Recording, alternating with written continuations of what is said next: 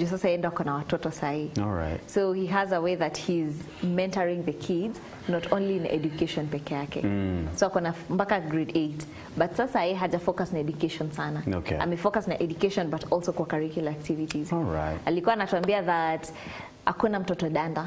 Isivile watu sema ati we have the bright kids na wale watoto danda, sikuwa sema wote they have equal ability. Exactly. You just have to know what's the ability of these kids. Great. Yeah. Kunanyesha huko ama kuku kama hapa? Jua limewaka Jana na Nakuru we. Jana. Jana. It was that bad. Sinakwambia everyone was smiling by force in town. Jana jua limewaka, ukiona ile jana limewaka. Hata tunashukuru Mungu sana ndani ya kipindi hiki. By the way, salamu nyingi sana. Hata ameniambia sasa hivi. Anaitwa Captain Njoroge. Captain Njoroge. Ama double N. Do you remember there was a time sijui mlikutana naye wapi and then unakuja kuniambia hapa ati I met someone mnajuana sijui nini, nakuuliza sasa ni nani huyo? Ati ni presenter sijui nini. Alafu nakuuliza sasa ni nani huyo? Ati mwingine hapo na alisema rafiki yako sana. And then I'm like Captain Njoroge. Captain Njoroge. So amenambia kusalimia sana. Nisalimika sana. Na pia amesema ako sawa anatazama kipindi hiki. Captain Njoroge. Sasa ana jina lingine double N. Kuna lingine ambalo sitalitaja hapa, wakiwa ameniambia wako na Kagore. Nafikiri amesema Mugore, Kagore. Yeah, wako na Kagore. They are watching wakiwa na Kagore. Okay. Yes. So we had such an amazing interview with him some time back. Yeah. Yes. And I remember there was a time even he paid us a visit some time back. Of course that tells me that Hukumbuki kuna siku amekuja na kwenye radio na kuzungumza na kikosi.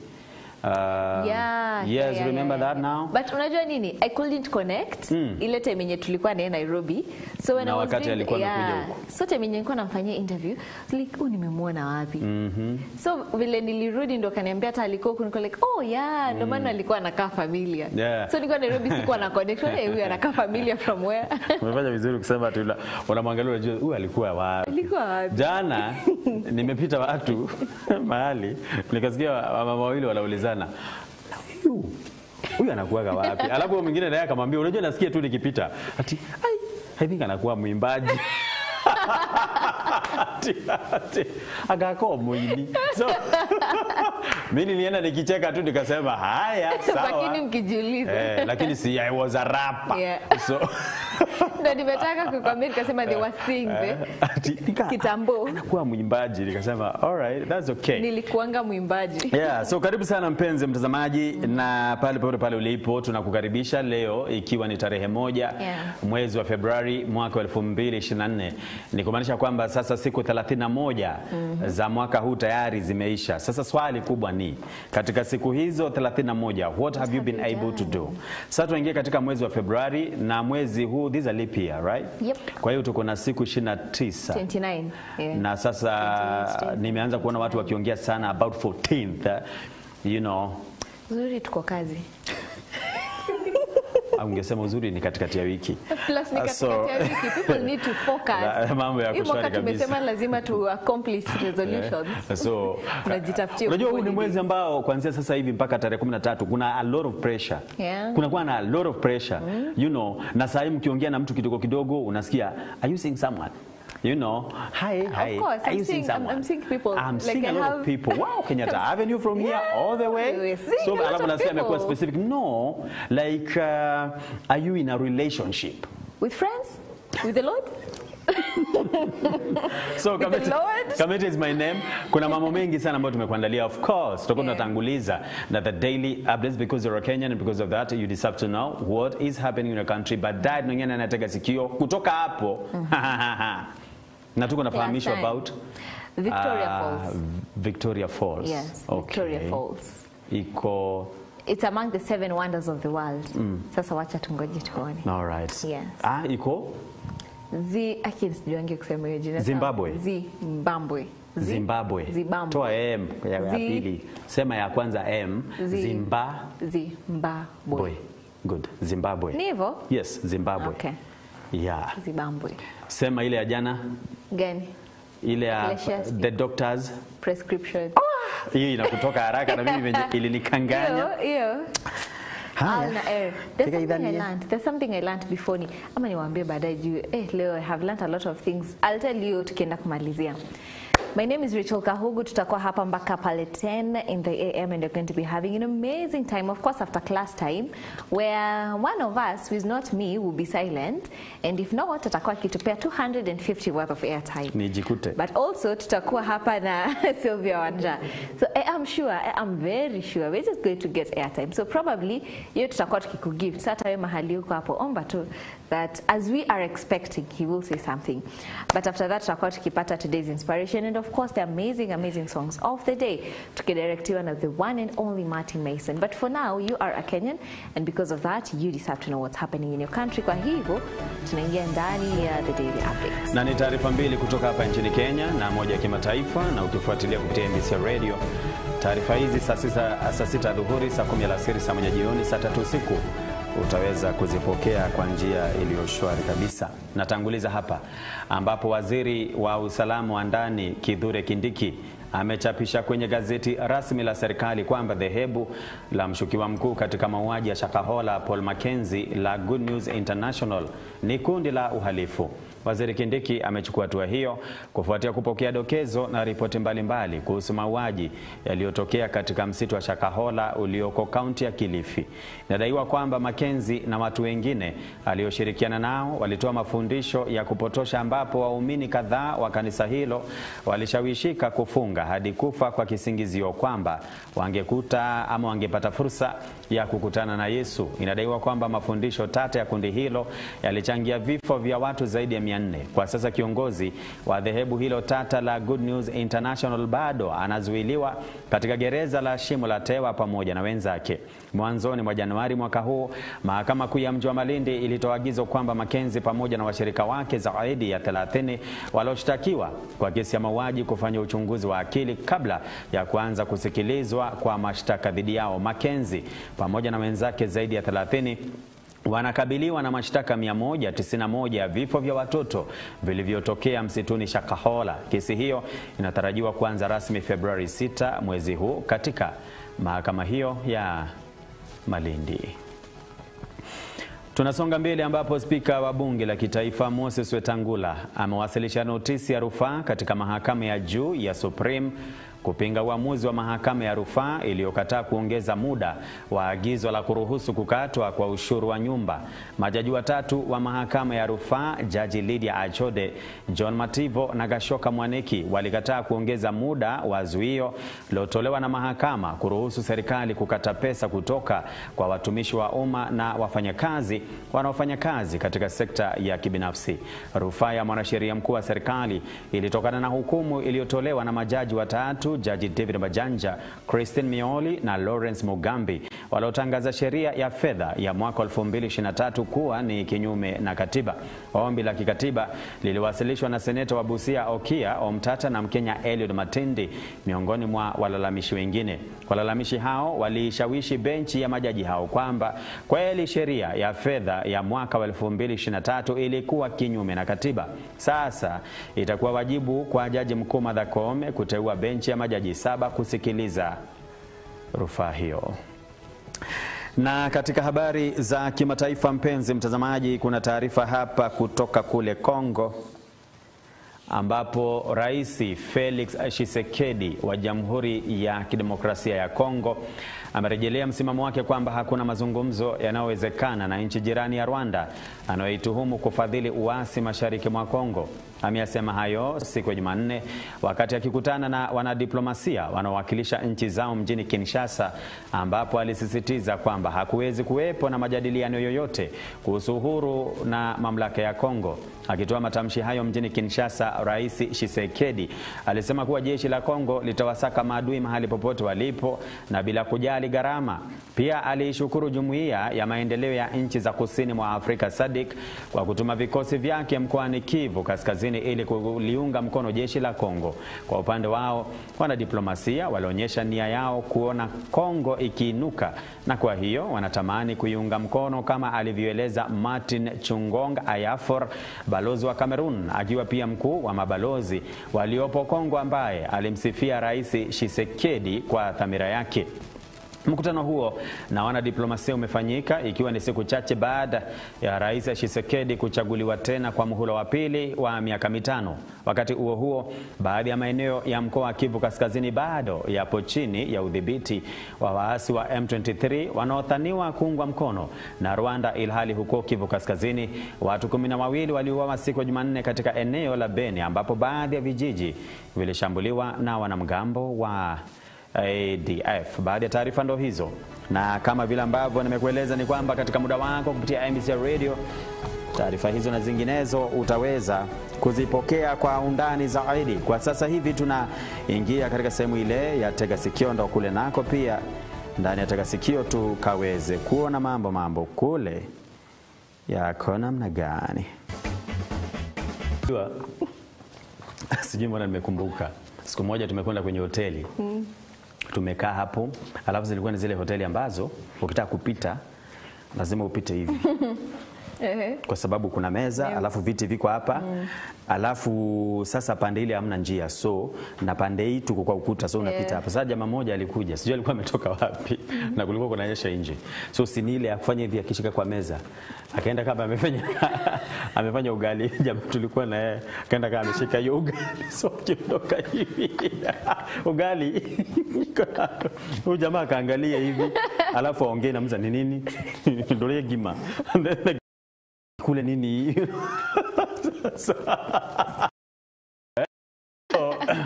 Things happen. Sasa jamani, tuingie ndani ya Tega Sikio ya leo. Unajua leo ni TBT, kwa hiyo ikiwa ni TBT tutakaa hapo tukiangalia mambo ya nyakati zile. Hiyo ikizima tuko na shida kubwa. Now it is about huyu baba na bintie. You know, shule zikafungwa. Sasa shule zilipofungwa, baba akamwambia binti ya kwamba nataka uende ukakaikae na Gux na Shosho, you know, babu na nyanya kwa siku 3 tu, alafu rudi kwa sababu kulikuwa kuna tuition.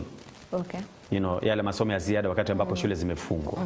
Kamwambia lakini vizuri uende ukawaone kwa sababu your grandma and your grandfather walikuwa nauliza kwani mbona uende kuwaona, you know? Na kule pia for those 3 days kuna watu wengine huko, your aunt is there nini, so mtatangamana huko, and then after 3 days urudi nyumbani, you'll be back kwa sababu ya tuition. So na akamwambia sitakupeleka manake mimi nina shughuli nyingi, kwa hiyo nitakupeleka kwenye stage. Okay, nihakisha kwamba umeabiri gari, and then I'm going to talk to your grandma, watakusubiri kwa sababu ilikuwa kuna magari yale ya kwenda direct. And the daughter was very happy kwa sababu alikuwa amekaia sana, hajamuona babu, hajamuona nyanya, na siku ikafika. So baba akampeleka kwenye kituo cha magari, and then akaabiri gari and she left. So alafu akapiga simu kule, akasema ndo huyu yuko njiani.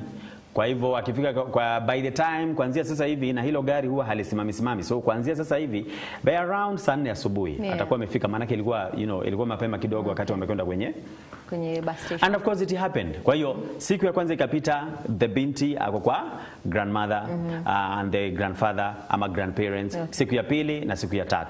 And then now the 4th day she came back.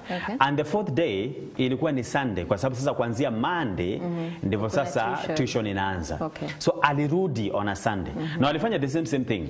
You know, kule wakamwambia sasa tumempeana kwa gari stage fulani, kwa hiyo mnamsubiri. So baba si anafanya hesabu, anajua okay, all right, so by this time atakuwa amefika. So alifika kitu 4 jioni. So alipofika baba akamwambia watu wako poa, all right, okay, acha tuingie hapa. Wakaingia kwenye hoteli hapo, chips nini, unajua watoto nini. And then after that now they went home. Sasa walipofika nyumbani, mama huyu binti ndivyo sasa ameona binti yake amekuja, siku 3 sasa, ni kama wamekaa sana wajaonana. Sasa hebu ingia, Shosho amekupatia nini? You know, sasa unajua ukienda kwa Shosho mara nyingi hakukosi kagunia ndoma, inaitwaje, malenge, mahindi, avocado, kama ni maeneo ambayo labda kuna mea matunda, tu vitu hatukosi. Na Shosho anaendaga to a point of, kama alikuwa labda amepika chapati kama jana, kama kuna zimebaki kama 3, anakufungia, anakuambia ichi ile otwalele mamu yangu. You know, it happens. you know, ama kuku, you know, ama wanaweza chinja kuku, wale, alafu aweke hizi aseme, na hizi usikule, hii ni ya baba yako na ya mama yako, you know. So anakuja na tu vitu, manake alikuja na tu mizigo. Alafu sasa ni watu ambao wamebarikiwa because the father, sasa huyu babake, huyu binti, anakagari, kwa hiyo alipomsubiri alikuja, wakatoa vitu pale kwenye matatu, wakaweka kwenye gari lake, wakaingia kwenye hoteli, wakala kile ambacho walikula, and then kutoka hapo wakaenda nyumbani. Sasa nyumbani ndiko amekutana na mama. So si wamekaa hapo, so unajua women are very inquisitive, you know. So wakamza, hey, details. Guka kwaje? Guka ako tu poa. Shosho ako tu poa. What about your aunt? And the daughter was like, ala. Guka ako poa. Shosho ako poa. Your aunt? There's something there. Now, the reason as to why kuna is because haka kagal na huyu aunt hawakuwa wamekutana before. Okay. Kwa sababu huyu aunt yake alikuwa anaishi kwingineko. Okay. Sasa walikutana akiwa amekuja kutembea. That is why wakamtuma ndivyo akajue aunt yake. Okay. Tunalamba hapo. Lakini sasa imefika Shosho yuko sawa, Guka yuko sawa, but aunt ni there's something. Sasa baba ndipo akaona that's a bit funny. Yeah. Kamwambia, we, kwa nini umefanya hivyo? Akasema Again. Dad. No, Dad. Let me tell you. Auntie ana roho mbaya. And you know, it's the first time they're meeting. Watoto, but lazima ujue, watoto wanakuanga very honest. Yeah. You know, mtoto kile ambacho amekiona ndio atasema. Hivyo ndivyo atakavyosema. So akasema, kwanza aliangalia juu akasema auntie ana roho mbaya. Mimi kwanza sidhani ningewahi taka siku nyingine kukaa na yeye. Those 3 days alizifanya zikakuwa ngumu. Dad, Mom, I just hate her. Hey, okay. Sasa baba na mama yake wanaangalia, wanashindwa kweni alikuchapa? Akasema haja ni chapa. Na mnaulizana nini? Ati ana roho mbaya tu. Yani ana roho mbaya. Yani ana roho mbaya. Na niulize, Mkoshwa alizaliwa na Guka na Shosho? Mpaka ameanza kushuka kama huyu si wetu. And they're like, of course. Si ndio? Ati what? She needs to do something. She has a very black heart. So watoto wa yeah. She has a very black heart. Unajua watoto wa town, kitu ambacho unafaa kujua ni kwamba kuna kuanga na ka freedom fulani. Ka kuji-express. Okay, vitu zimebadilika mpaka kule mashambani because kitambo mashambani. Huwezi ongea hivyo about your aunt. Ulizwe about mtu, acha your aunt. Hata mtu wa kijiji. Hauwezi jaribu kusema something negative about that person because utachapwa. Hata kama ni ukweli. Yes. And that is ulikuwa unaona mpaka wakati ule ungefanya kitu shule, unatumwa nyumbani kalete mzazi, lakini kabla mrudi naye anakuchapia nyumbani. The fact that umeenda ukasema unaitwa shule. Hiyo peke yake. Kwanza umempata kwa shamba. That sentence. Anakuza, kwa nini? Unakuja kufanya nini? Sasa unajua nitamwambia nini? Unasema juu nini? Tulikuwa tumekaa chini, sasa unajua tu utapigwa. Mlikuwa mmekaa chini alafu nini? Hebu ongea.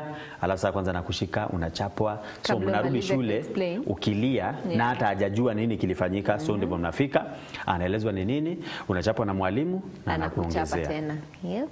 But nowadays mambo yamebadilika. So this girl alikuwa na that confidence ya kuji-express. So amesema the aunt has a very black heart. So the husband and the wife wakaangaliana. Wakasema kwani alitufanyia nini mtoto jameni? Ndivyo kamuza, okay, what happened? Hebu tuambie. Unajua ni vibaya sana kusema maneno mengine kwa mtu mzima. Unajua that's not right. Na hatujakulea hivyo. Hata tumeshangaa umejuaje ya kwamba ati mpaka black hat. Really? Mpaka bwana anauliza mke wake, what is a black hat? Mpaka tawa wajua kwa surprise. Educate me. So ndivyo akamwambia, tell me, because your aunt is the best person that you can ever come across. And the daughter is like, Dad, are you even serious right now? I don't know her. Dad, really? Nah. Hey, that freedom. As long as my aunt atakuwa kwa shosho na guka, I will never go to that place. Yes, I love my grandpa. I love my grandma. I love those other people there, mpaka workers, but that particular aunt, I have never met her. I just know what's wrong with her, but I just, anyway, I hate her. Ukiona mtoto anaji-express hivyo, see, definitely there's something. There's something easy kwa tu hivyo. So, ndivyo baba akamwambia, tulia, I want you to tell me, what is it that your aunt did that you feel she has a black heart? Akasema, okay, Dad and Mom, let me tell you something. Let me tell you something. And you know, sometimes I wonder, unaringa. Na mwili ni maua. Haya. Good starting point. You know? Akasema, okay, proceed. What is it? Now that you have decided to tell us the truth without... Akasema, first of all, tulipoenda tukafika, shosho ndiye alinikujia. Can you imagine? Shosho akanikujia. Yaani hata hizi nikujia. Sasa atakujua aje ndivyo not. Hata hizi nikujia. Unaona kiburi. Na shosho unajua ni mzee. So shosho akanikujia. Aliponikujia nikamuuliza, kwani aunt ako wapi? Shosho akaniambia auntie ako tu home. You know, nikamwambia na mbona umenikujia? Singenikujia yeye. Shosho akacheka tu akasema, wewe twende home. Can you imagine? Tulienda home. So kufika tukapata guka amekaa hapo nje. You know, anaota jiko.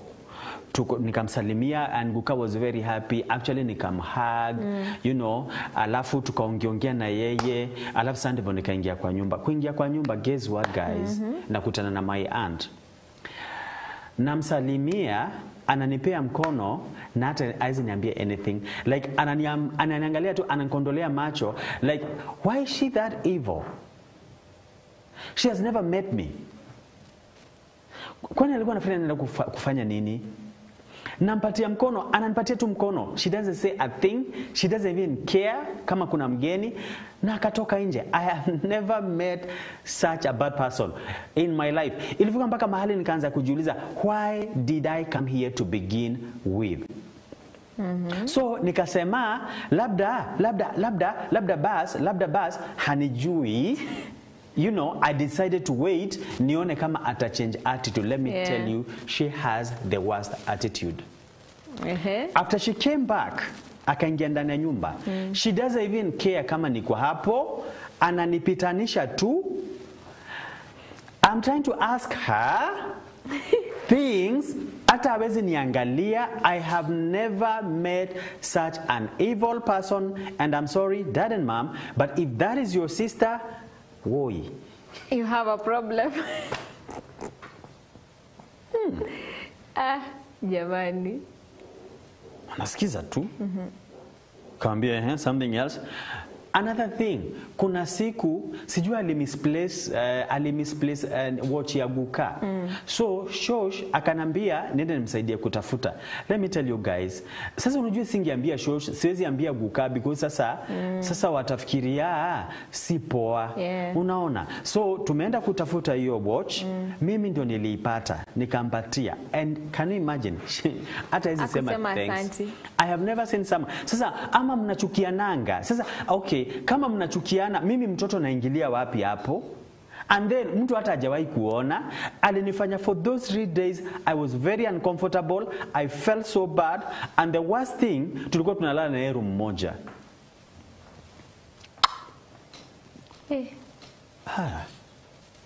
So the husband and the wife wanaangaliana tu, wakasema hey. So for those 3 days, that's how difficult it was. Yeah, it was very difficult for me. Mpaka ameanza kulia. Msiwahi nituma huko akiwa wivu. Sasa babake anamuuliza. Sasa anakuwa hapo wivu imetokea wapi? Huna gari, wewe ni mtoto, wivu nisijui, or maybe because maybe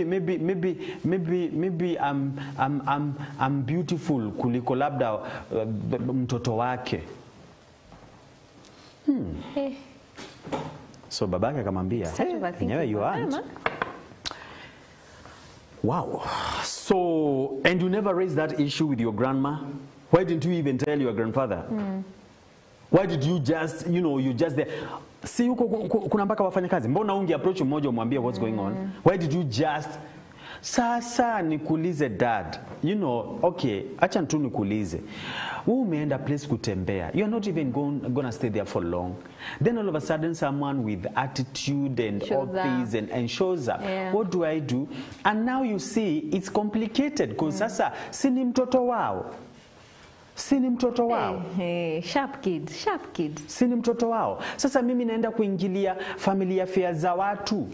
Where do I come in? So you're also a family. Me just decided I'll be here too for those 3 days.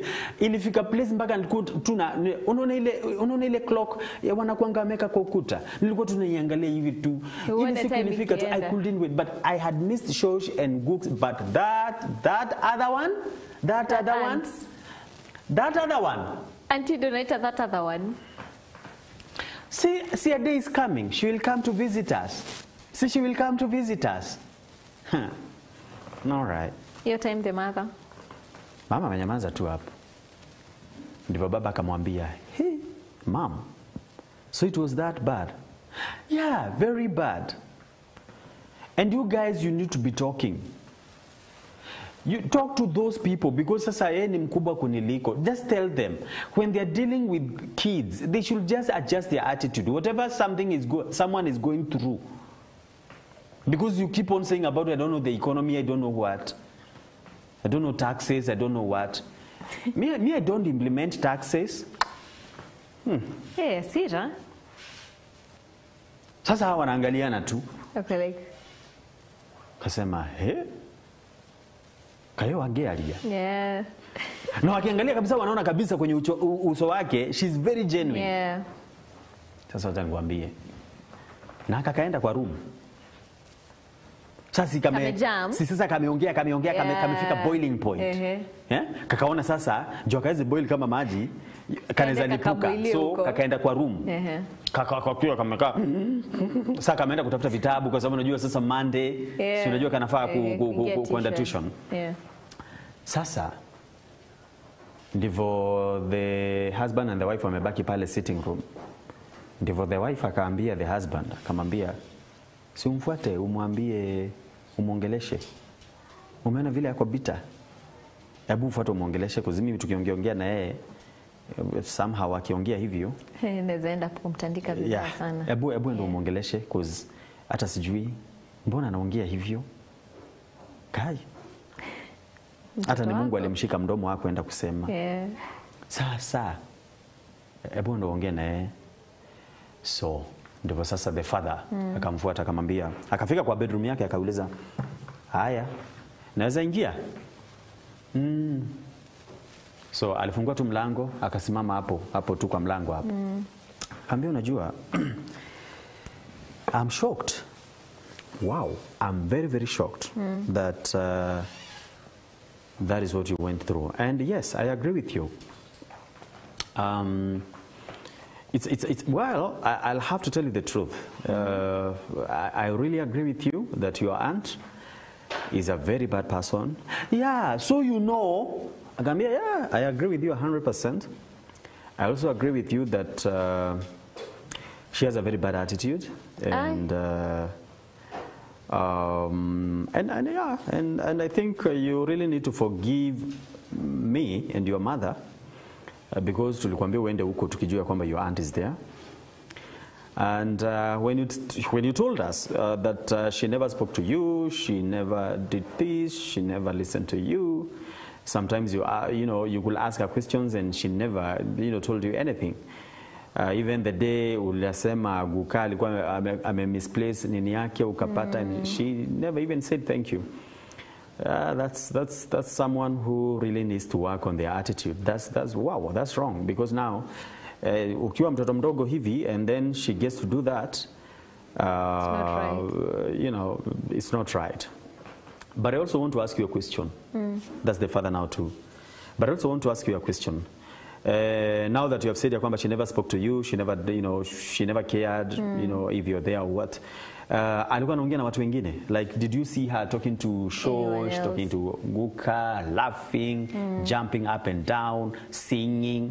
Kuna mahali ulimpata tu akasema, you know, something that I realized, her pride ni mob, ni kama mpaka Shosh na Guka wanamuogopa, and even workers there. So no, watu wengi wako watu wanashindania na yeye. Kwa sasa if sasa kama waliona labda hata akinitreat hivyo na amekuwa kitreat watu hivyo, tunajua Shosh anaweza jam na hata mwambia wakiwa na Guka tu hata sasa. So ilikuwa tu hivyo tu complicated. So hata mara nyingi mimi nilikuwa nashinda tu kwa ile room yenye nilionyeshwa, tulikuwa tunalala kwa nyumba moja hiyo na yeye. But mimi sikuona kama anaongelesha watu wengine. Yani I don't know what's wrong with her.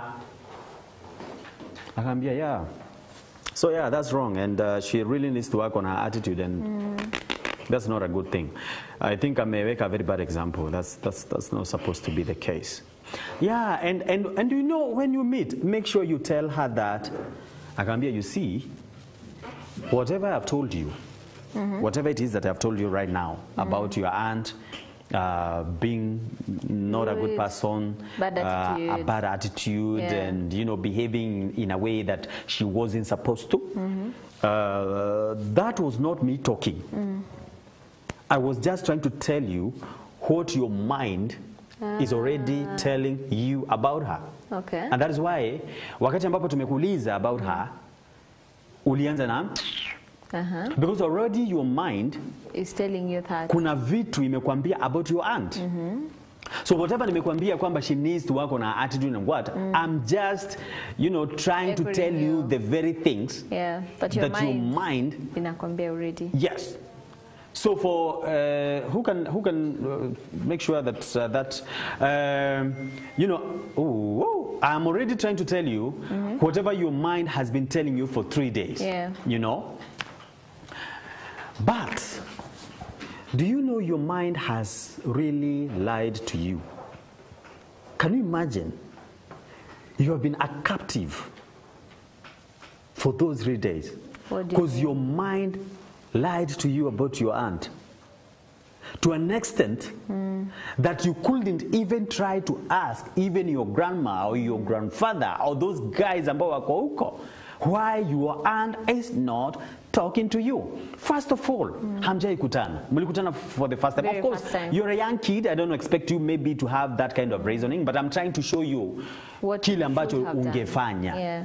So when you saw her, she didn't talk to you, alikusalimia, she's not saying anything, and then unambaka attitude yake iko mpaka na watu wengine.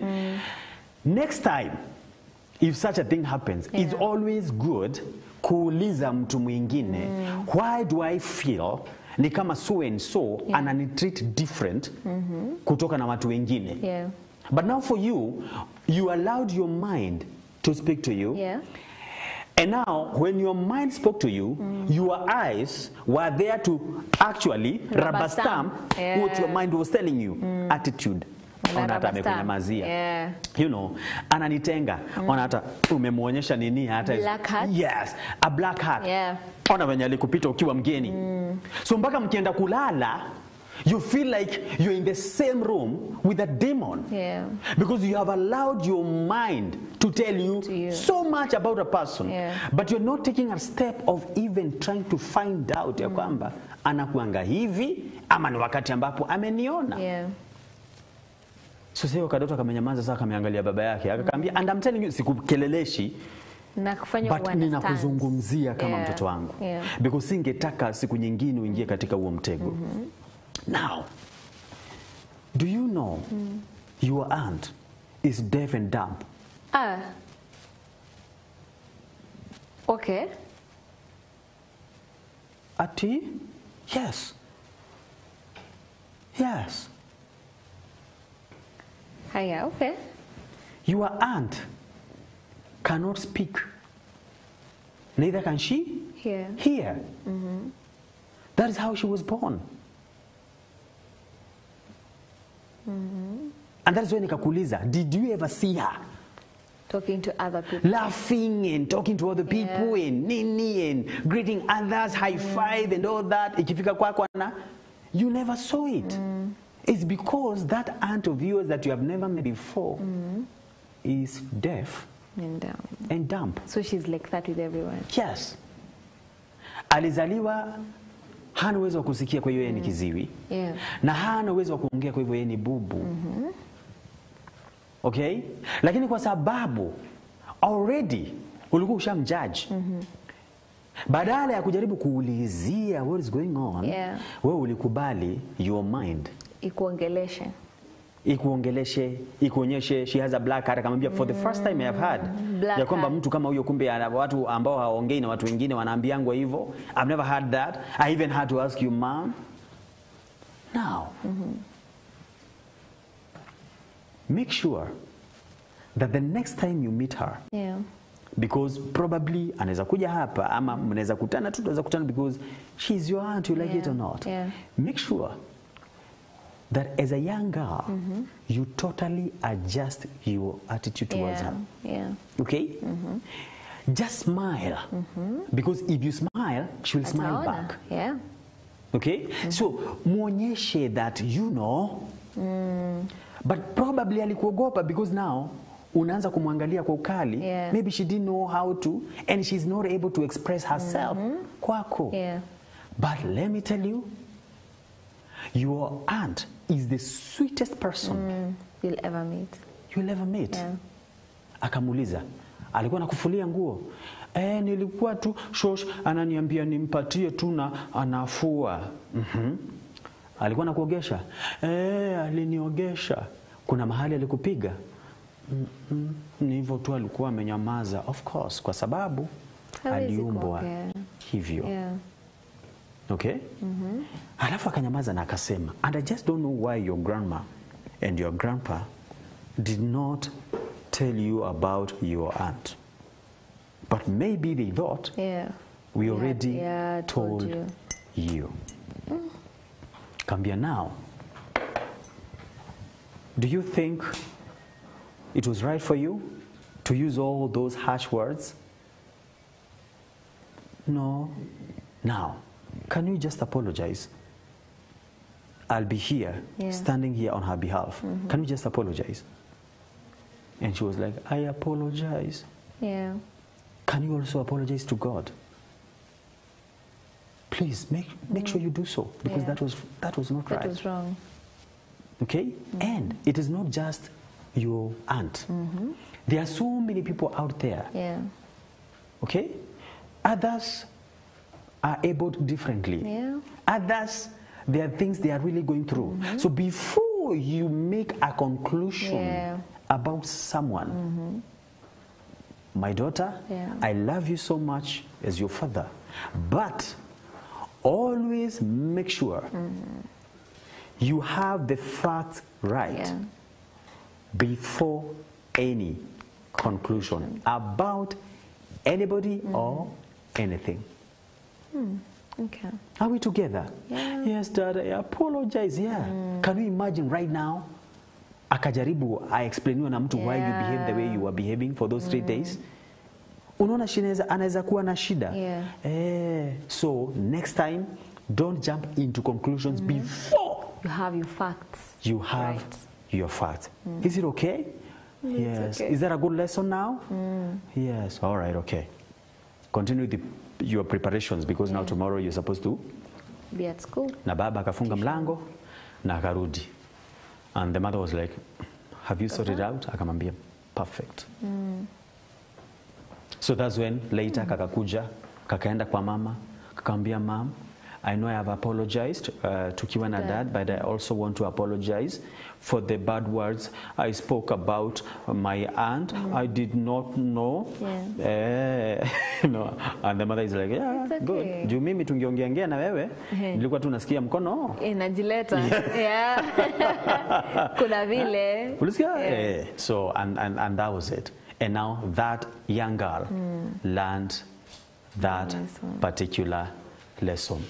But what we have to know, ama what we're supposed to really learn from this, takasikia ni kwamba there are so many of us ambao tuko like that kayanga.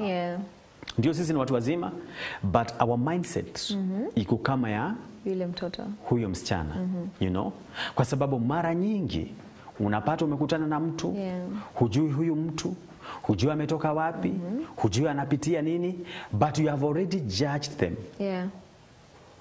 You know, huyo akona attitude sana huyo. You know? Ati huyo venili mwana, hiyo kiburi yake, huwezi mwambia kitu huyo. Ati ushaenda ile supermarket inakuanga pale nini? Wapi pale nini? Yenye inakuanga na kiweita kingine hapo, kinakaanga hivi. Ushaenda ile supermarket kibaya. Now, my question is, did you ever approach him or her? Akakwambia toka hapa.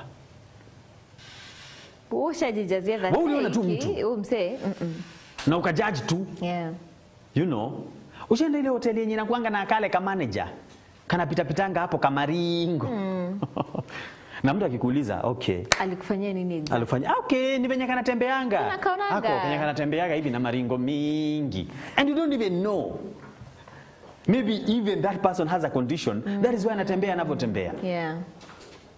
That reminds me of a friend mwenye aliniambia the other time that when you're holding a conversation with someone, ama time yenye unaona mtu na there's a way they're behaving yenye inaweza fanya ukasirike, just be the bigger person. Jiambie, probably anaongea because they are going through something. Ama anaongea kwa sababu kuna stress flani. So, hata kama mimi pia nimejam, let me try and cool this situation. You are the one to adjust your attitude. Wewe pia usikuwe na attitude ati kwa sababu unashuku mtu mwingine ako na attitude. Exactly. Usianze kujam ati kwa sababu unaona mtu mwingine na kuongelesha ni kama amejam. Sasa wewe mimi nimekufanyia nini? Ati hebu ndio unitie ule mgani? Ule mwenye amekaa pale. Because you already have an idea about. So unaenda kama ameangalia na huko haja kuona unafanya. Unaitwa. You know, because you already, you know, already na attitude, you have a way that you see them already. This year, can we purpose ya kwamba as much as we want other people to adjust their attitude towards us, are we also not supposed to adjust our attitude towards other people? Very important. Very important. Wewe unaona mtu kwa praise team anaimba, umemjudge tu. Already. Na nikuimba anaimba. Imagine. Anaweza.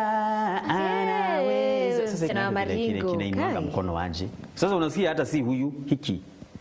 Na huko pale kwa kanisa hata huwezi imba nyimbo zenye anaongoza. Ukiona amechukua mic unasikia haya. Haya tumpigie Bwana sema Bwana mgani? Ukisikia inua mikono hata huwezi inua because already you have an attitude about that person. Hey, Roho wa Mungu ameshuka na unasema kimoyomoyo ameshuka, unamuona wapi? Because you already have never spoken to that person. But you already have a way that you see them. You have an attitude. Ulimuona tu. Ukadecide huyu.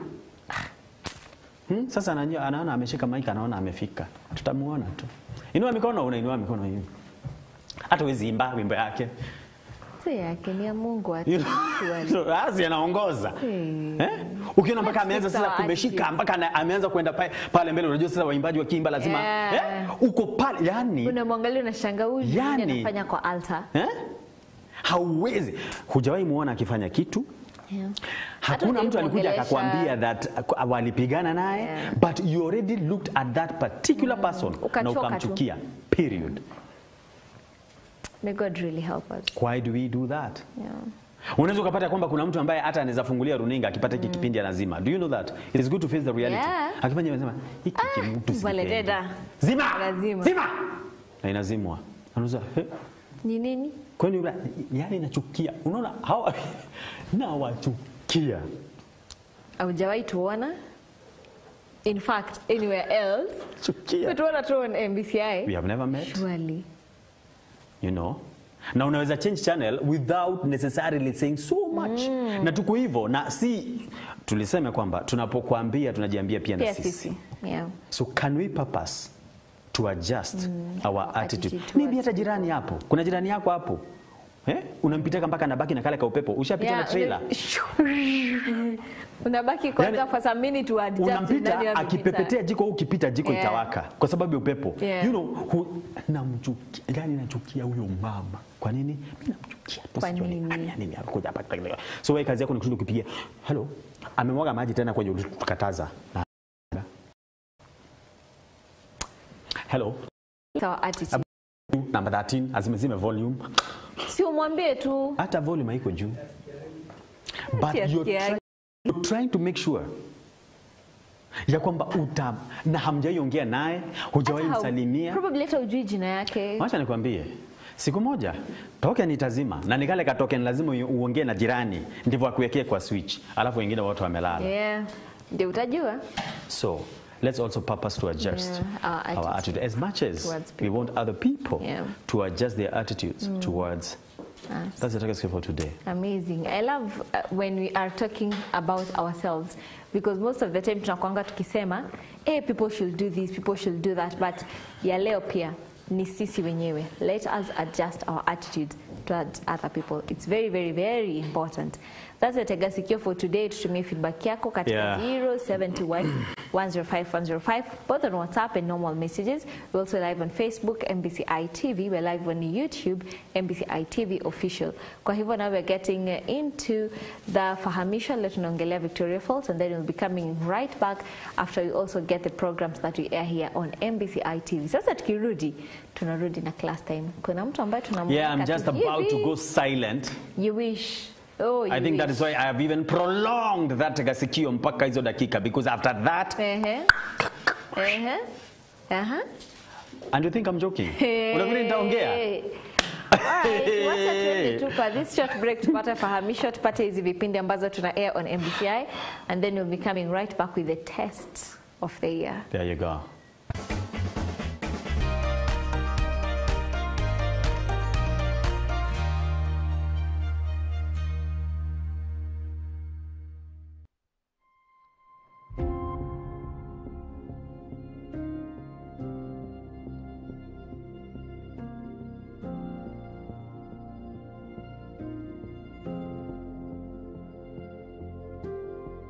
On today's episode of Fahamishwa, prepare yourself to be absolutely amazed. We'll be talking about one of the 7 natural wonders of the world, the Victoria Falls. Victoria Falls iko kwenye mpaka wa Zambia na Zimbabwe na ndio the largest waterfall in the world. Inapatikana kwenye mto Zambezi ambayo pia ndio the 4th largest river.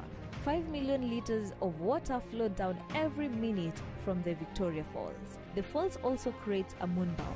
This is a special and unique rainbow image ambayo hutokea katika sehemu mbili pekee duniani, Victoria Falls ikiwa mojawapo. This lunar rainbow happens when the light of the full moon hits the fall, and it's a sight that is to behold. Kelele za Victoria Falls zinaweza kusikika kutoka umbali wa 40 kilometers, while the spray and the mist rises to a height of 400 meters, na pia unaweza kuonekana kutoka umbali wa kilomita 50. That is why it's also called Mosi Owatunya, meaning the smoke that thunders. Victoria Falls was named by a famous explorer, David Livingstone, who discovered this water flow in 1855 and named it after Queen Victoria. Watu hawakutembelea Victoria Falls sana hadi 1905 when a railway to Bulawayo City in Zimbabwe was constructed. Na tangu wakati huo ilipata umaarufu hadi mwisho wa utawala wa kikoloni. You can see the falls from 2 countries, so 75% of the falls can be seen from the Zimbabwe side, while the remaining 25% is visible from the Zambian side.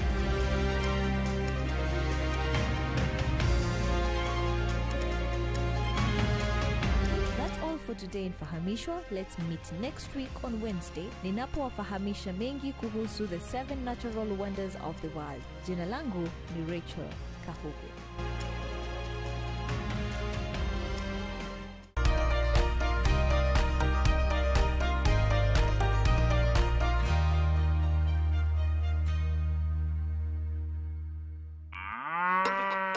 Kilimo ni uti wa mgongo katika uchumi wa kitaifa. Akili Shambani inakufunza mbinu mbalimbali za kilimo cha mimea na ufugaji. Tunavuka milima na mabonde kukuelimisha mengi kuhusu ubunifu na teknolojia katika kilimo. Yote 9 10 ni masoko. Nayo je? Tunahusika na mkulima kutoka kwa shamba hadi sokoni. Fahamu haya na mengine mengi kuhusu kilimo kwenye Akili Shambani kila Jumatano saa 1:30 usiku, ukiletewa nami Enaeli Mlinga. Are you ready to unlock the secrets behind successful career choices? Join us for an eye-opening journey as we delve deep into the minds of professionals from various career fields. So what is your take on employment?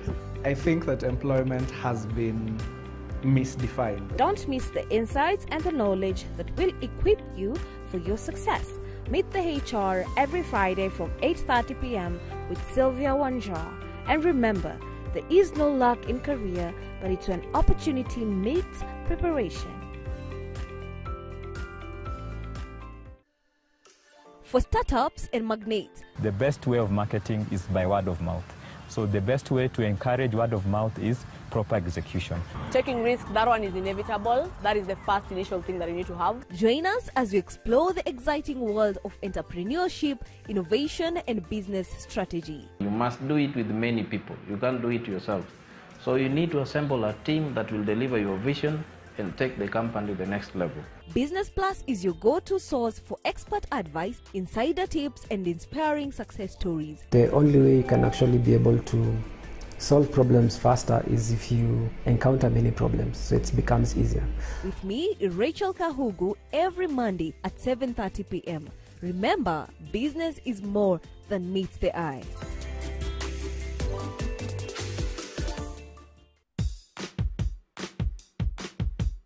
Get ready for non-stop adventures and lots of fun!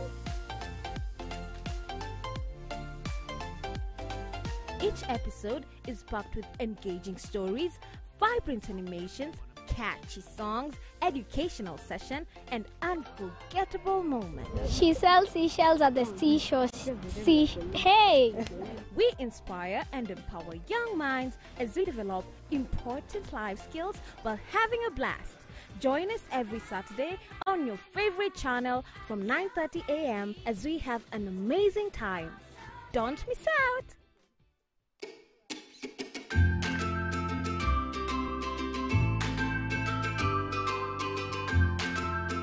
Hi there, my name is Perpetual Nyambura and I love cooking. We all love art and we all love good food. Yeah, ukiwa na passion ya upishi. Yes. Inasaidia sana. Kwa sababu kuna watu hupika just for the sake. Mulo Wetu introduces you to creativity in meal preparation.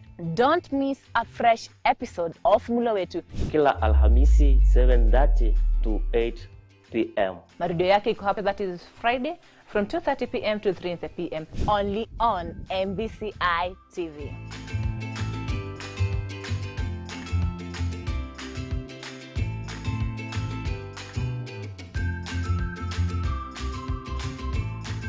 Usimiss kwenda mbinguni. Madhiti na makeki. This is serious. Doctrines continue to differ. So let everybody examine their doctrine. Debates are on the rise. Sodom, this was the same thing that is happening today. And the information is plenty. People go to the wrong sources expecting to get the right answers. Amidst all these, what is the truth? This judgment is not based on sin. The Bible is clear, and there is an answer for every query. Ask the Ministers of God show every Saturday, 8:30 p.m.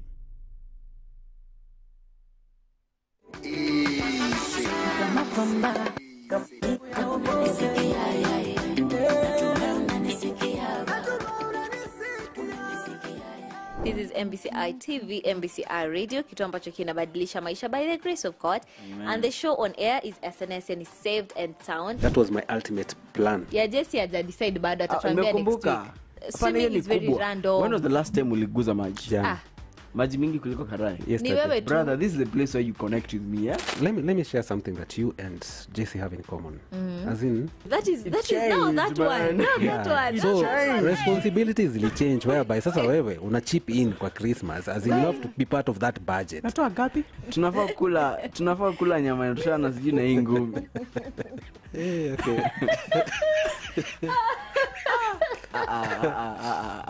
We can't do this. You know, you try to explain something that you are not understanding. As someone, ninyi wengine mkilia huku, mnacheka mpaka mnalia.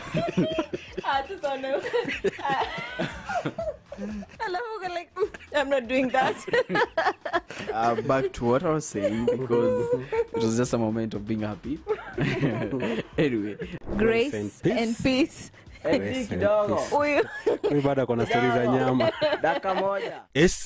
with Rachel Kahugu, Jekehuha NE, the DJ. Experience a journey of spiritual elevation and immerse yourself in the most uplifting worship moments.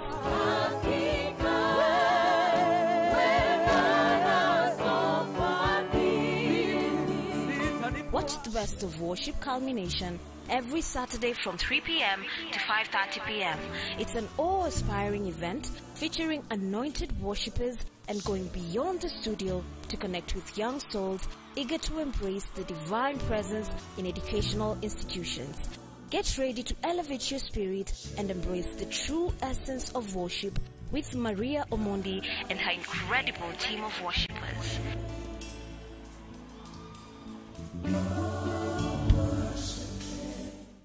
The Virtuous Woman Show brings to you authentic stories from all women of all walks of life. You start going to the bar to watch football. Yes. And it started just as going to watch football. No, I was intentional. Why do you want to kill these babies? And I'm looking at him and I'm asking, what babies? Through their experiences, we are able to enlighten and encourage each other. He strangled me, pushed me to the ground, and the first thing he asked for was my M-Pesa PIN. He proposed, and that's when I said, people will come to understanding and knowledge that this one, she's not just a religious woman.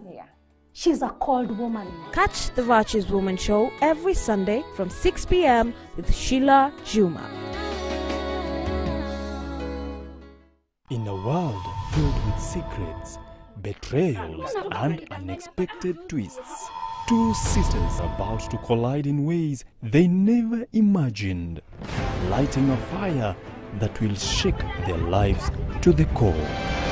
And now, there's the old cycle of pain and betrayal. Yet, a new challenge is at hand.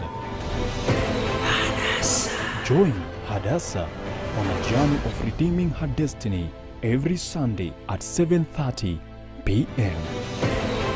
Waridi jangwani.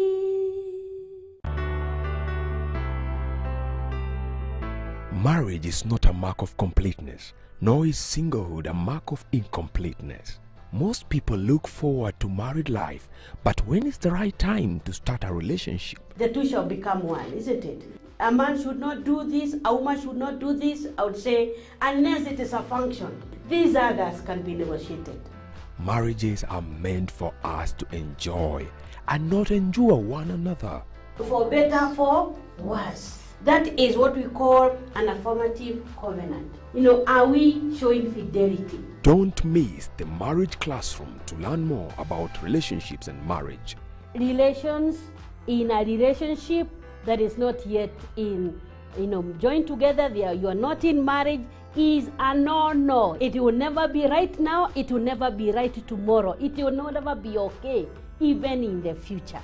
Every Sunday, only on MBCI TV.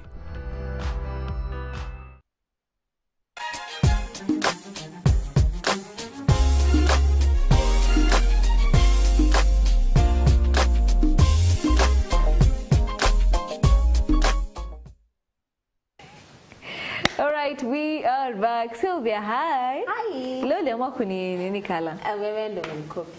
Imagine every time tuko na slave on air, you happen to mevaa the same color. Yeah. Right now, I'm supposed to talk because I had to get class time. Okay. But, of course.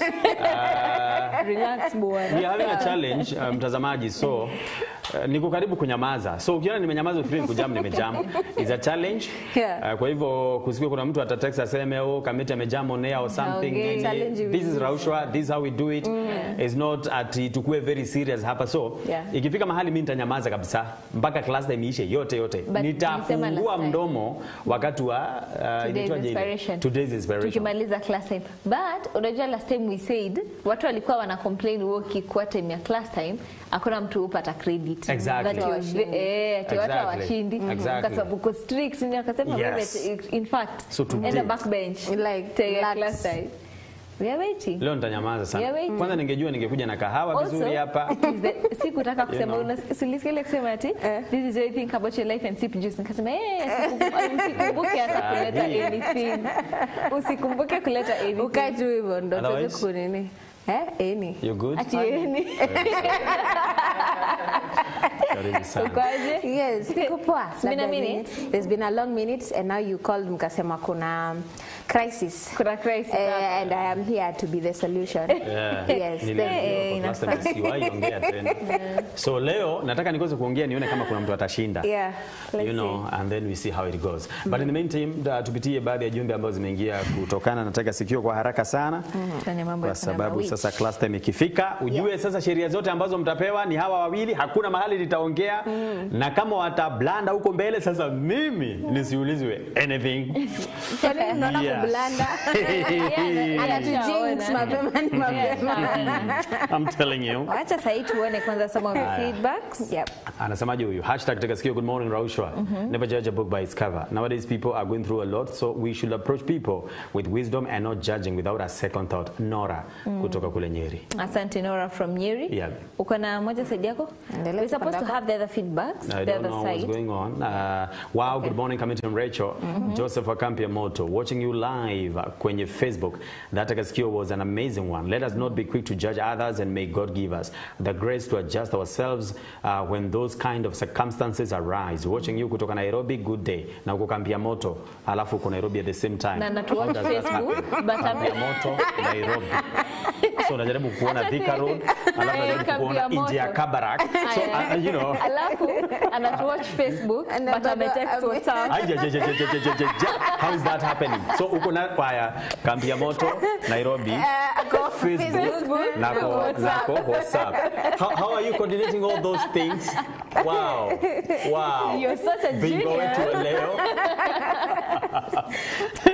Amesema anaitwa nani? Amesema anaitwa, let me see.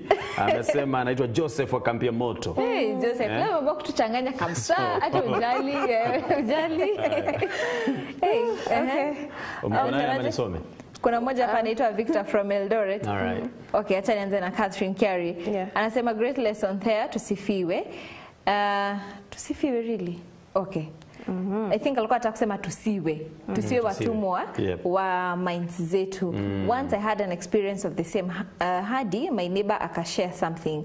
I saw it come a trap. Thank God he made me understand. Anasema so I understood and changed my attitude. Anaitwa Setabastan from Kabuku. Catherine Seba. Ni nini gani? Naona kama ni Kit Laban. Please tuandikie tu vizuri Catherine. Naona kama ni Kit. Ameshikanisha jina zote mbili na pia kuna Kiarie but anatoka Kabuku. Yes, Kabuku kule Limuru. All right. Surely Kate. Utotese tu hivi na kusema jina. Anasema good morning coming from Rachel. Kwa chachi yetu kuna mama ambaye nikishika microphone kuimba tu juu mimi ni wa praise time, huyu mama anatoka nje ama anaketi. Mind you mimi ni mke wa mchungaji. Huyu mama huwa ananchukia mpaka watu wanajua ya kwamba she really hates me. But I'm not affected by her attitude. I just pray for her. Na wapenda sana. Tulisema ya kwamba leo Takasikio ni more on us, not on other people. Because sasa ukiona mtu ana behave in such a way, sasa ni wewe ku adjust yours, si ndio? Haya, uko naye ama kuna Nkubiria Nkatha Cecilia nasema lesson learned, we should not be quick to judge others without knowing what they're going through. Yes, Cecilia from Nairobi. All right. Okay. Tuko na Lucy Ziri anasema nice tega sikio. Asante. We should not judge anyone without knowing their status. There you go. Hallelujah, Committee Rachel. Amen. Nice tega sikio, tusihukumiane. Good day wapendwa. Anointed kutoka kule Mombasa. Anointed amerudi. Kuna time alikuwa amepotea for some time. Tuko na Sarah Ocheng anasema the best lesson in life. She judged before understanding the person she was judging. She has learnt a lesson that she will use for the rest of her life. Indeed. You have someone? Mwangi Wanjoki anasema great tegesikio from Karagita, Naivasha. Asante sana. Samuel Wajao na Kuruma Wanga, the child represent those people who have a tendency of judging others. That is true. Asante. Uko naye? Anaitwa Kate Kates anasema I was like that kuchukia mtu bure. I was like ni kuangalia na kuchukia tu bure na hata sikujui it was that bad, but I came to realize that's the spirit of pride and jealousy. But thank God niliokoka, I'm not delivered from that. Anasema you should not judge without knowing his or her status. Maybe he or she is going through a challenge, and maybe you're the one whom God wants to use to reach to the heart of that person. So don't judge a book by its cover. May God help us. Asante. Amazing. Kuna Sarah Ocheng anasema the best lesson in life is that we should not judge before understanding the person she's judging. She has learnt a lesson that she will use for the rest of her life. Anasema Marceli ni Minza kutoka Kisumu City. Praise God, loved ones. Mwapendeza sana Kamete, happy belated birthday. Thank you. More grace. Unasema takasikio judge not. Not judge. Tuko na Emmanuel Butiki anasema following with in the kingdom of God. Anasema I think anataka kusema may the Holy Spirit help us for people who are in God. Atusaidie watu ambao tuko kwa the kingdom of God. Okay. Yes. Uko naye ama naendelea? Kuna Chalo Gideon anasema good morning. Good Watching morning. from Kivani Kagundo. Bwana wabariki sana. Asante. Yes. Morning Raushwa. Morning. My name is Masenya Bura. Kutoka Murang'a. Watu wengi wanakuanga hivyo sana. Hili tatizo liko kwenye makanisa. Labda unajaji mtu na hata haujamjua vizuri na uko na your own opinion about that person. Haya, uko nayo? Okay. Ama nimalizie huko? Endelea. Dennis Muretu kutoka Madogo. Watu adjust the attitude so that they will not judge others. Niendelee ama mko nazo? Some praise God team. You're doing great. Feeling blessed here. Akiwa Kitengela. Whatever you do for the Lord is not in vain. Keep the candle burning. Asante sana kwa kututia moyo. Nafikiri mimi sasa I am just about kwenda kwa silent mode. Silent mode. Because I think nishamaliza nyingi ya zile ambazo labda tulikuwa tuzisome. Now, ladies and gentlemen, I'm handing over this tab to the one and only Rachel Kahugo. Tukishaingia class time, I'm not going to say anything. And so it's my time niweze kufikiria vizuri sana. About your life? So nitaacha kuongea tukianza. Nikisema umetaja class time, nitaachia hapo sawa. Hatujaanza bado. Yes. But sasa tukianza, tell us what happened last time. Once again, ndio tujue mbona hapo. Okay, this is what happened. Last time tulikuwa na tega sikio, inaitwaje ile? Inaitwa class time. Class time on Thursday. Na tulikuwa tunauliza sauti ya nini ile? Ilikuwa mtu ambaye alikuwa anachonga viazi. Kuchonga viazi, tukauliza. Na of course tukapeana dakika 5. Zilikuwa 5. Na tukasema ya kwamba lazima utupe jibu. Sasa nikasema maana yake mimi ndio nilikuwa natoa conditions za kufuata. Unaanza na hashtag. Okay? Unasema jibu, unatupa jibu kwanza. Alafu unatupa jibu lako kamili. Unatupa jibu, alafu unatupa jina lako kamili kama lilivyo katika kitambulisho chako cha kitaifa. Alafu unatuambia unatuma ujumbe kutoka wapi. Tukasema ya kwamba kama hautofuata hizo sheria uko nje. Alafu tukasema ya kwamba zile dakika 5 kama utakuwa umetuma hata jibu sahihi lakini nje ya hizo dakika 5 bado uko nje. Maana yake muda umekupita. Sasa si zikatumwa. Sasa zikafika time ya kusoma. Sasa si mimi nikaanza kusoma. So mimi this is what I do. Kama haujafuata sheria na masharti wanasema uko nje. Oya, nani umeanza uko nje kabisa. So kukawa kuna watu ambao walikwazwa. Wakasema kwamba hata kama hatujajibu vile ambavyo inafaa, mbona unaongea kwa ukali? Mbona sijui ni kama sijui unatukelelesha wewe. Kwanza hata mara nyingi wewe wakati ambapo uko kwa hiyo class time hata huwa hatushindi, wakati ambapo Rachel na nani unaitwa Sylvia tunafanya huwa tunashinda. Sasa wewe make sure kwa class time you shut up. So nikasema, oh, you want me to shut up? Yes. And that's what I'm gonna do. So tukasema kwamba katika wiki hii tunakuita wewe. Si ulitajwa Rachel na Sylvia mkiwa watu wanashinda. Yes. Nikasema today ukisha indicate ya kwamba tunaingia class time, committee goes silent mpaka tumalize, mtangaza washindi juu hata sitatangaza leo and then mimi nitakuja kusoma inaitwaje ile today's inspiration as I inspire our dear viewer and myself. Also we said, do not forget, we said, do not even laugh. Yes. Do not even make a sound. The only thing you're supposed to do right now is breathe and think about your life. But I can think smile. About the viewers. I can smile because now. You can. Bora haitoi sauti. Nini? Bora haitoi sauti. I just smile. Yeah. Yes. All right. As long as you I'm in for know it. So mkasema kwamba nini hiyo mcheke muruke juu hivi. I will not talk. If you do anything like that. So mkasema if I don't 250 airtime. As in ukiongea wewe unapeana 200 unatupea 250. Sisi tutajua kila moja like punch. Like wewe punch I mean 250 na 250. Haya if I don't Apa kuko na condition. Now you see. That is unfair. That is unfair because that now is what we agreed. That's so the if you challenge. go outside the agreement, you give 250. No, nikusema tulifikisha pale pa kusema kwamba ukiongea utatupa 200 and utatupea 250 shillings worth of airtime. But I know wakati ambapo tunasema hivyo definitely it means ya kwamba if I don't then you are supposed to give me credit. No, imetoka wapi? Hapana, they're not giving you airtime. Do you know why? Because kunyamaza ndio ilikuwa the agreement. And you know now. Sisi ndio tulikwambia usiongee. Sawa. Sisi ndio tulikwambia usiongee kweli. Ni watazamaji ndio walikwambia. Zangu mkipata. Please guys send in the funny comments. Lazima acheke. So but I can smile. Na kama nitacheka bora sauti isitoke. Si ndio? So nicheke itokee hapa. Nicheke na nywele uone nywele zimesimama hivi. Yes. Yes. Boris, usijaribu kumake. Naweza walk out?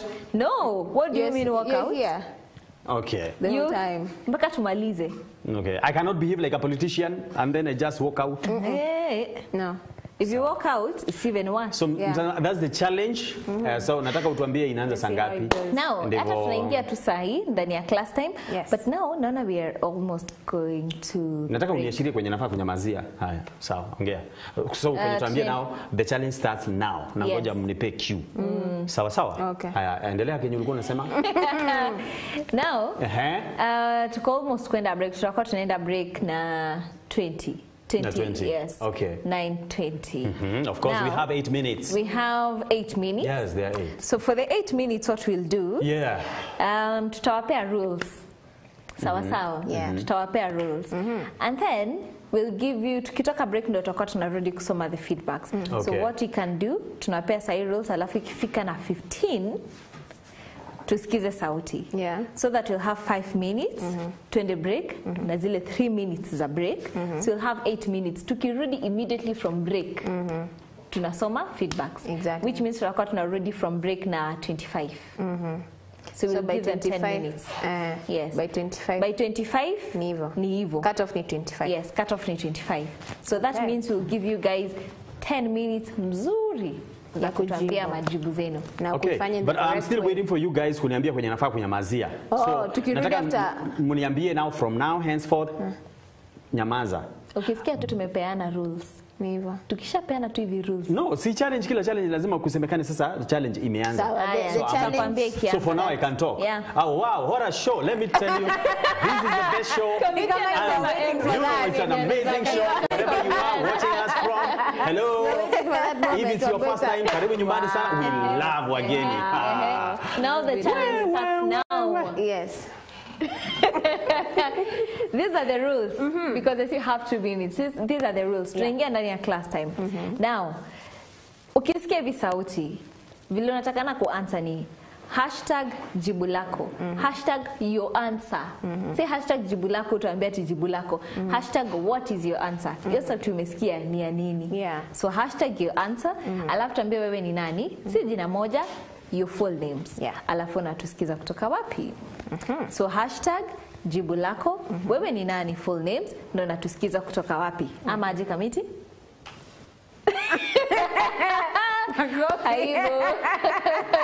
Yeah. So hashtag jibu lako, wewe ni nani, full names, na unatusikiza kutoka wapi. And now, ladies and gentlemen, today's sounds. Nilisema kama Kamiti hayuko mnaweza mkapata airtime. So please, leo tuone kama shida ni Kamiti, ama shida ni sauti, ama shida ni kila mtu, ama ni sisi wote. Ama ni sisi wote. Wacha tuone shida. But ya leo I'm sure ni kitu yenye most of you mmefanya probably already. Already. Yeah. Haya, wacha tu. So ladies and gentlemen, here is the sound of the day. Na tukiwekea already kona 15, kwa hivyo tutakuwa tunaenda break na 20 and then tutakuwa tunarudi na 25. So immediately past 25 hakuna past kusoma. 25 hatusomi. Yeah. So you have 10 minutes. Whatever we decide. Leo lazima pasi. Okay. Sawa, acha tupate sauti and then we'll be coming right back.